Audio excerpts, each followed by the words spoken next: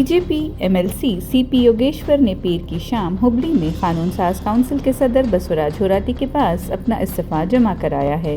साबिक एमएलसी जो चन्नपटन हल्के से इंतखाब लड़ने का इरादा रखते हैं, पहले ही ये वाज़ा कर चुके हैं कि वो कांग्रेस के टिकट पर काउंसिल की नशिस्त के लिए इंतखाब लड़ने में दिलचस्पी नहीं रखते हैं और अगर उन्हें बीजेपी की सरकारी नामजदगी मिल जाती है तो वो सिर्फ बीजेपी के तहत इंतखाब लड़ेंगे और अगर उन्हें पार्टी का टिकट नहीं मिलता तो वो आज़ाद उम्मीदवार के तौर पर इंतखाब लड़ने का इरादा रखते हैं। ನಾನು ನನ್ನ ಸ್ವಂತ ಇಚ್ಛೆಯಿಂದ ಬಂದು ಇವತ್ತು ಹುಬ್ಬಳ್ಳಿಯಲ್ಲಿ ವಿಧಾನ ಪರಿಷತ್ತಿನ ಸಭಾಧ್ಯಕ್ಷರಿಗೆ ಇವತ್ತು ನಾನು ರಾಜೀನಾಮೆಯನ್ನು ಕೊಟ್ಟಿದ್ದೀನಿ। ಒಂದು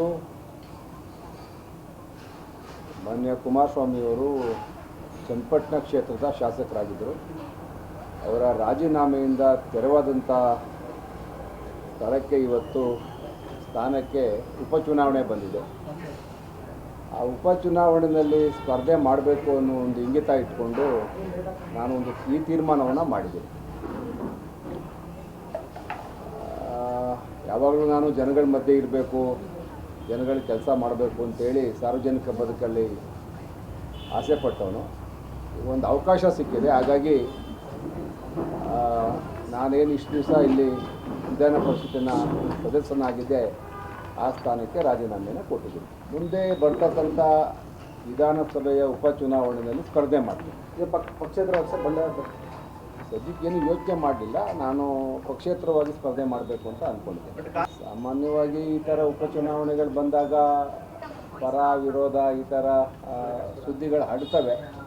ನಾನು ಯಾರ ಹತ್ರನೂ ಇಲ್ಲಿ ತನಕ ಸಂಪರ್ಕ ಮಾಡಲಿಲ್ಲ, ಆ ಥರ ಉದ್ದೇಶನೂ ಇಲ್ಲ। ಬಟ್ ನಾಳೆ ಹೇಳಕ್ಕೆ ಬರಲ್ಲ ಏನಂತ। ಇವತ್ತು ನಾನು ನಮ್ಮ ಭಾರತೀಯ ಜನತಾ ಪಾರ್ಟಿಯ ವರಿಷ್ಠರಿಗೆ ನಮ್ಮ ಮುಖಾಂತರ ಮನವಿ ಮಾಡ್ಕೋತೀನಿ, ನನಗೆ ಒಂದು ಅವಕಾಶ ಮಾಡಿಕೊಡಿ। ಉಪಚುನಾವಣೆಯಲ್ಲಿ ನಾನು 100ಕ್ಕೆ 100 ಭಾಗ ನನ್ನನ್ನು ನಮ್ಮ ತಾಲೂಕಿನಲ್ಲಿ ಜನ ಗೆಲ್ಲಿಸ್ತಾರೆ। ನಾನು ಸುಮಾರು ವರ್ಷಗಳಿಂದ ಪಕ್ಷಕ್ಕೆ ಕೆಲಸ ಮಾಡ್ಕೊಂಡು ಬಂದಿದ್ದೀನಿ।